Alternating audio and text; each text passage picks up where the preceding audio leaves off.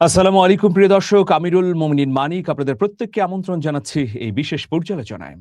সব জল্পনার অবসান ঘটিয়ে বিশ্বকে থমকে দিল সৌদি। কি বিষয়ে? সেই বিষয় নিয়ে আসলে পর্যালোচনা। থাকুন শেষ পর্যন্ত। অনেকে এই ধারণা করতেন যে কখনোই সৌদি আরবের সঙ্গে ইরানের সম্পর্ক উষ্ণতার দিকে যাবে না। কারণ গত কয়েক দশকের সময়টাকে যদি আমরা বিশ্লেষণ করি, দেখব দুটি রাষ্ট্রের মধ্যে কেবলই বৈরিতার অঘটন। দুটো রাষ্ট্র কখনোই গুরুত্বপূর্ণ ইস্যুতে মধ্যপ্রাচ্যের সার্বভৌমত্বের ক্ষেত্রে এক বিন্দুতে আসতে পারেনি। কিন্তু এবার সম্পূর্ণ ব্যতিক্রমী ঘটনা ঘটল। এই জন্যে সৌদি আরবকে স্যালুট জানাতেই হয়। সৌদি আরব বিশ্বাসঘাতকতার সকল দরজা ভেঙে একটা বিশ্বস্ততা এবং নতুন সম্পর্কের দরজায় উপনীত হয়েছে। এখন ইরানের অবশ্যই স্বাগত জানানো উচিত। দেখুন, সৌদি আরব এখন মধ্যপ্রাচ্যে আর একা নয়, কারণ তার সঙ্গে রয়েছে পরমাণু শক্তিধর পাকিস্তান। সৌদি আরবের সঙ্গে এখন নিবিড় সম্পর্ক স্থাপিত হয়েছে তুরস্কের। সৌদি আরব এখন আগের বিভেদ ভুলে কাতারের সঙ্গেও সম্পর্কের নতুন দিগন্ত এগিয়ে নিচ্ছে। এইরকম একটা পরিস্থিতিতে সবাই তাকিয়েছিল সৌদি আরবের দিকে যে সৌদি আরব কি ট্রাম্পের প্রস্তাবটি গ্রহণ করবে। এই যে যুদ্ধ বন্ধের বা শান্তির যে সমঝোতার প্রস্তাব, এটি ভেস্তে যাবার মূল কারণ হচ্ছে ডোনাল্ড ট্রাম্পের শেষ শর্তটি কেউ মেনে নেয়নি। সেই শেষ শর্তটি ছিল এই শান্তির সমঝোতায় ডোনাল্ড ট্রাম্প স্বাক্ষর করবেন, তবে অবশ্যই মধ্যপ্রাচ্যের রাষ্ট্রগুলোকে ইসরায়েলের সঙ্গে সম্পর্ক গড়তে হবে। কিন্তু ইসরায়েলের তরফ থেকে ডোনাল্ড ট্রাম্পকে স্পষ্টভাবে জানিয়ে দেওয়া হয়েছিল, যদি মধ্যপ্রাচ্যের রাষ্ট্রগুলোর সঙ্গে তার দেশের সম্পর্ক পুনর্গঠন না হয়, তাহলে তারা এই চুক্তির বিরোধিতা করবে। শেষ পর্যন্ত ট্রাম্প সেই বিপজ্জনক পথেই হাঁটল, সেই বিপজ্জনক ফাঁদের মধ্যেই পড়লেন। কারণ নেতানিয়াহুর অনুরোধ রাখতে গিয়ে তিনি ভয়ানক বিপজ্জনক প্রক্রিয়ার মধ্যে জড়িয়ে গেলেন। মধ্যপ্রাচ্যে নতুন করে ট্রাম্পের যুদ্ধে জড়ানো মানে হচ্ছে তার তখতে তাউসে আগুন লেগে যাওয়া। তো প্রিয় দর্শক, সেই পরিস্থিতিতে ডোনাল্ড ট্রাম্পের যে প্রস্তাব যে আমি ইরানের দেয়া প্রস্তাব মেনে নিচ্ছি, কিন্তু তার পরিপ্রেক্ষিতে আমার প্রস্তাব হচ্ছে মধ্যপ্রাচ্যের রাষ্ট্রগুলোকে ইসরায়েলের সঙ্গে সম্পর্ক করতে হবে। কিন্তু সৌদি আরব সকল জল্পনা কল্পনার অবসান ঘটিয়ে বিশ্বকে একটা অবরুদ্ধ জায়গায় রেখে দ্রুততম সময়ের মধ্যে 5 থেকে 6 ঘন্টার মধ্যেই সিদ্ধান্তটি জানিয়ে দিল, সাফ বলে দিল যে না, আমরা ইসরায়েলের সঙ্গে সম্পর্ক গড়ব না যতক্ষণ না ফিলিস্তিনকে স্বাধীন রাষ্ট্র হিসেবে স্বীকৃতি দেওয়া হয়, যতক্ষণ না পর্যন্ত ফিলিস্তিনের সার্বভৌমত্ব অনুযায়ী তার প্রতি ইঞ্চি ভূখণ্ড বুঝিয়ে দেয়া হয়।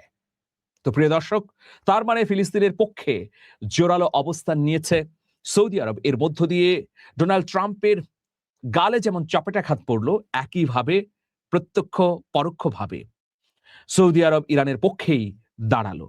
তো এটা নিয়ে এখন সারা বিশ্বে আলোচনা যে শেষ পর্যন্ত সৌদি আরব ডোনাল্ড ট্রাম্পের আহ্বানকে প্রত্যাখ্যান করে ইরানের পক্ষেই দাঁড়ালো।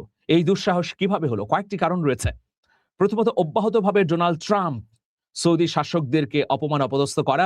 দ্বিতীয়ত, মার্কিন যুক্তরাষ্ট্রের উপর থেকে গত কয়েক বছরের নির্ভরতা কমানো রিয়াদ মার্কিন যুক্তরাষ্ট্রের উপর থেকে নির্ভরতা কমিয়ে এখন ইসলামাবাদের সঙ্গে সম্পর্ক গড়েছে।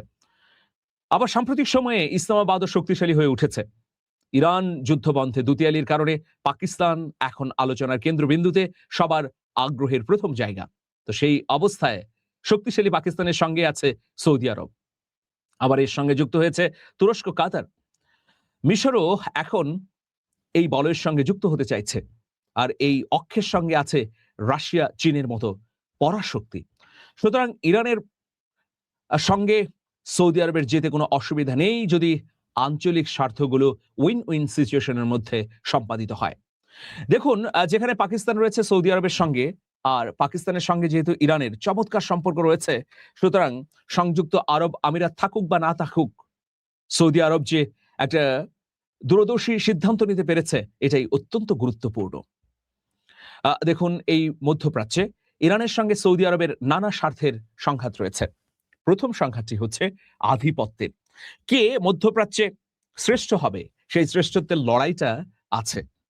হ্যাঁ, অর্থনৈতিক অবস্থা, বাণিজ্যিক পরিস্থিতি সবকিছু মিলিয়ে সৌদি আরব হয়তো এগিয়ে আছে, কিন্তু নিরাপত্তা ব্যবস্থা, সমরাস্ত্র তৈরি এবং ভূ রাজনৈতিক পরিস্থিতিতে ইরান যে অপ্রতিদ্বন্দ্বী তা তো অস্বীকার করার কোনো জো নেই রিয়াদের। এইরকম একটা অবস্থায় আমরা দেখতে পাচ্ছি সৌদি আরব তার ঐতিহাসিক সিদ্ধান্তটি গ্রহণ করলো। গত ১০০ বছরের মধ্যে সৌদি আরব যতগুলো সিদ্ধান্ত নিয়েছে তার মধ্যে এই সিদ্ধান্তটি নিঃসন্দেহে গুরুত্বপূর্ণ এবং মাইল ফলক। দেখুন, ডোনাল্ড ট্রাম্প পাকিস্তানের উপর আস্থা রেখেছে।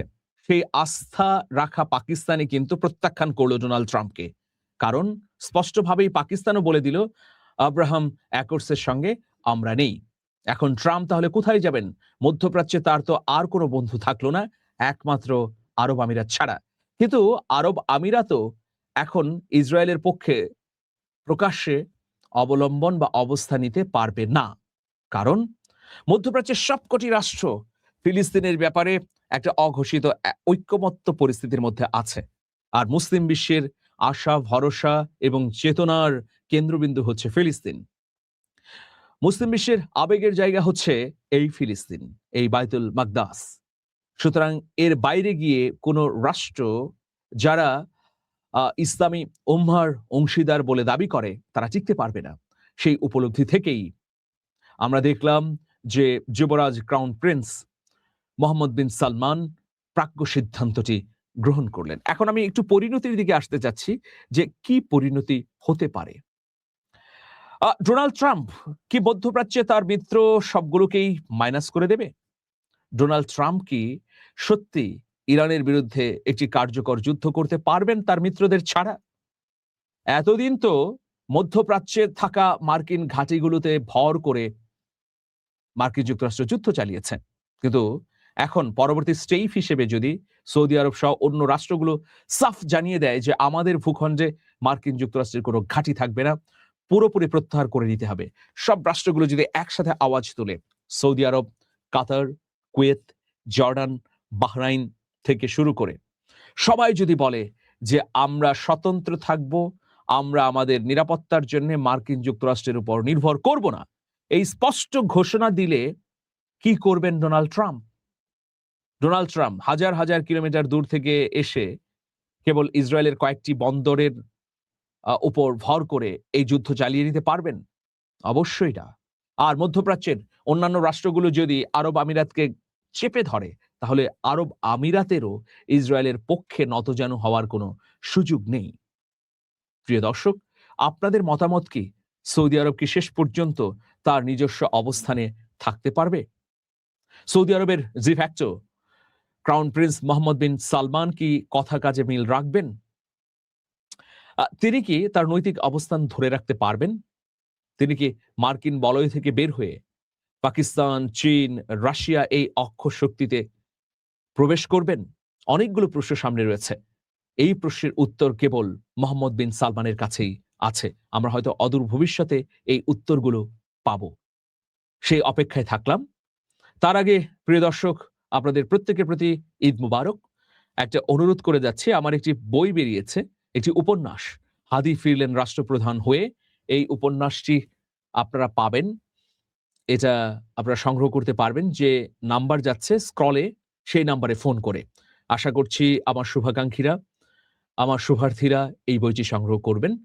হাদিকে প্রতীকীভাবে তুলে ধরে 50 বছর পরের বাংলাদেশ কেমন হবে, সাম্য এবং ইনসাফ ভিত্তিক হবে কিনা, সেই বিষয়ে একটি কল্পচিত্র উপন্যাসের ঢঙ্গে তুলে ধরা হয়েছে। আশা করছি আপনাদের কাছে উপভোগ্য হবে। সবাই অনেক অনেক ভালো থাকবেন। আপনাদের ঈদ যাত্রা নির্বিঘ্ন হবে। আপনারা আবার নির্বিঘ্নে কর্মস্থলে ফিরতে পারবেন, এই প্রত্যাশা রেখে শেষ করছি। আল্লাহ হাফেজ।